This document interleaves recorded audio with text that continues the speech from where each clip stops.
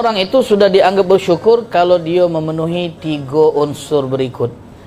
Jadi kalau kita nak dianggap apakah kita termasuk orang bersyukur atau tidak, maka jingok kita dalam memenuhi 3 unsur syukur berikut.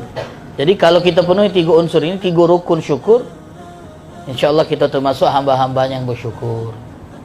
Yang pertama, kata ulama, i'tiraf an-ni'am.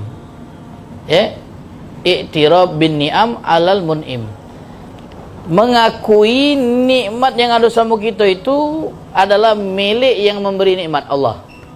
Pertama kita mengakui apa yang ada sama kita ini itu milik Allah. Allah yang berinya kepada kita, bukan milik kita. Beda orang yang anggap itu milik dia dengan orang yang anggap itu milik Allah. Kalau kita anggap itu milik Allah, artinya kita cuma nerima be. Kalau kita anggap milik kita, punya kita nian. Kalau kita anggap punya kita tidak, istilahnya itu tidak terima kalau diambil. Kalau kita itu anggap milik Allah, ya kita terima be karena memang punya Allah, Allah ambil. Innalillah wa inna ilaihi raji'un. Itu kalimat yang kalau kita untuk meninggal be, padahal itu pengakuan kalau apapun yang ada sama kita itu punya Allah. Sehingga kapan Allah nak ambil, ya Allah ambil. Jadi pertama rukun syukur itu kita ngakui bahwa nikmat yang ada sama kita itu murni pemberian Allah dan milik Allah. Darinya lah kita dapat nikmat tersebut, bukan karena memang kita layak dapatkan, tapi karena Allah yang memberi. Karena Allah yang memberi. Ada wong yang kalau nak dijengok tidak layak dapat, tapi ngapa dia yang diberi? Ya adukah? Contoh kalau memang misalnya Ustaz kita Sasuki tiba-tiba ngunjuk hadiah siwak atau apalah sama wong yang kita anggap, oh ya, ngapa wong ini baca dapat sementara kita anggap anak ini kan lebih dekat sama si anak. Nah, jadi yang dilihat itu ngapa wong itu diberi, siapa yang memberi. Jadi kita ini ngapa diberi, ya ngapa nah. Padahal kita ngasuh, tidak layak, ngapa Allah beri. Nah, ada yang spesial. Nah, itu harus kita akui karena Allah yang memberi, bukan karena kita yang layak nerima. Allah yang memberi. Itu pengakuan bahwa apa yang ada sama kita daripada nikmat dari Allah. Iktiraf, ngakui bahwa nikmat itu berasal dari Allah. Yang kedua, memuji dan menyanjung Allah atas nikmat tersebut. Kita puji Allah, berterima kasih kepada Allah. Kita puji Allah dengan ucapan Alhamdulillah atas apa yang Allah Ta'ala anugerahkan kepada kita. Alhamdulillah atas nikmat sehat. Alhamdulillah atas nikmat bisa hidup dengan tenang, dengan rukun, dengan tenteram, tanpa konflik. Itu nikmat. Sanggup ente hidup di Papua, di wilayah yang sedang konflik, Pak KKB? Wah, sanggup ente tinggal di Palestina dengan bunyi pelok tiap pagi boom, pesawat tempur? Tak sanggup. Dengan pesawat TNI latihan, pesawat pegang ke kiri wing suaranya tu. Mak mana kalau puluhan pesawat itu. Ini tak nyampakkan bom, apalagi nyampakkan bom. Wah, tak tenang gitu. Nikmat itu. Harus kita syukuri kita yang sedang tenang, damai, ketik konflik.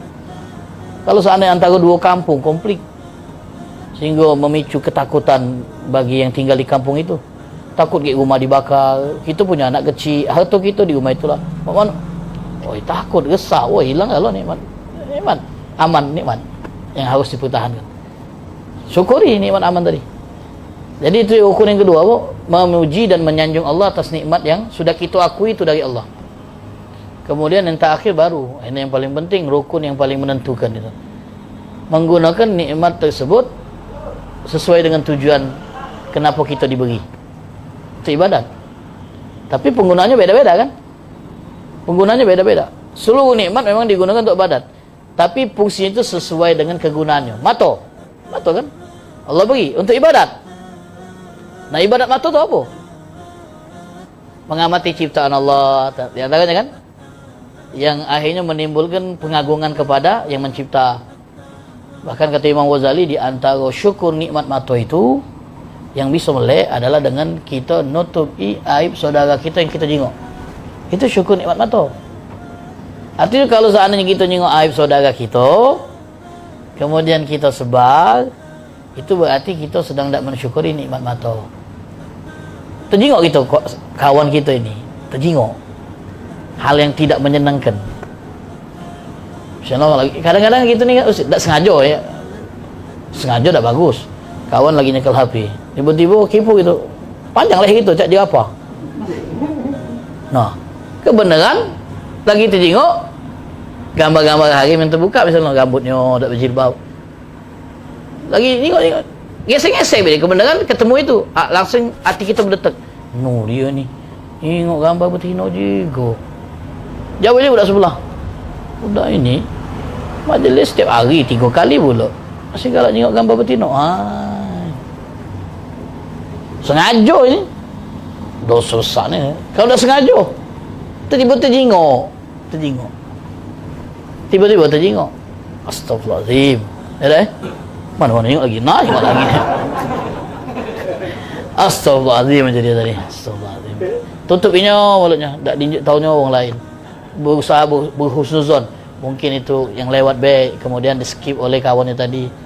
Kebenaran sebelum dia nyekip kita nyengok kan, tu buang perasaan tadi, dugaan-dugaan tadi, dia ni orang baik, dia ni orang majlisan, insyaAllah terjaga, bagus itu. Tapi pas nyengok langsung suuzon, tak tahan untuk tidak menceritakannya kepada orang lain, tak tahan untuk menjatuhkan martabat dia, ya, supaya dia anggap oh ahli majlis tapi masih macam itu, supaya kita tak kalah dari dia, gitu majlis tapi tak macam itu. Itu berarti kita tidak menggunakan nikmat mata itu dengan semestinya. Yang seharusnya kita tutupi malah kita sebar. Nas'alullah salama wal afiyah. Ini 3 rukun syukur, iaitu mengakui nikmat dari Allah, menyanjung Allah atas nikmat tersebut, kemudian menggunakan nikmat itu dalam rangka taat kepada Allah SWT. Kalau kita penuhi, insya-Allah kita termasuk hambanya yang bersyukur, yang kata Allah dalam Al-Quran jumlah mereka itu sangatlah sedikit. Mudah-mudahan Allah Ta'ala jadikan kita min ibadihi syakirin, termasuk hamba-hambanya yang bersyukur. Kalau seandainya kita belum bisa nyampe martabat syukur, semoga kita tak termasuk orang yang kufur, orang yang mengingkari nikmat dan tak tahu berterima kasih kepada yang memberi. Wallahu alam bisawab.